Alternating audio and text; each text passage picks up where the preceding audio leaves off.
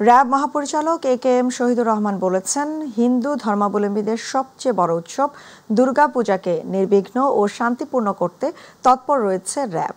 একই সঙ্গে সামাজিক যোগাযোগ মাধ্যমে গুজব মোকাবেলায় কাজ করা হচ্ছে বলেও জানান মহাপরিচালক। বেলা 12টায় রংপুর নগরীর কালীবাড়ি পূজা মণ্ডপ পরিদর্শন শেষে সাংবাদিকদের এসব কথা বলেন তিনি। র্যাব মহাপরিচালক বলেন, এবছর রংপুর বিভাগে র্যাবের আওতায় 4,670টি পূজা মণ্ডপ রয়েছে। সবগুলোতে অন্যান্য ফোর্সের পাশাপাশি র্যাবের অতিরিক্ত ফোর্স কাজ করবে। গুজব ছড়িয়ে যাতে কেউ বিশৃঙ্খলা সৃষ্টি করতে না পারে সেজন্য গণমাধ্যম কর্মীদেরও সজাগ থাকার অনুরোধ জানান তিনি।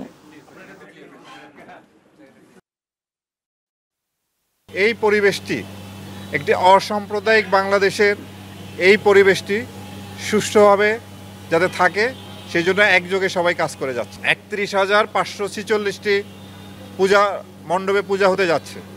আমরা যদি সতর্ক থাকি তাহলে আশা করি কোনো ধরনের কোনো দুর্ঘটনা ঘটবে না। সামাজিক যোগাযোগ মাধ্যমে গুজব ছড়িয়ে বিশৃঙ্খলা চেষ্টা করার একটা পায়তারা চলছে, আমরা এটা টের পাচ্ছি।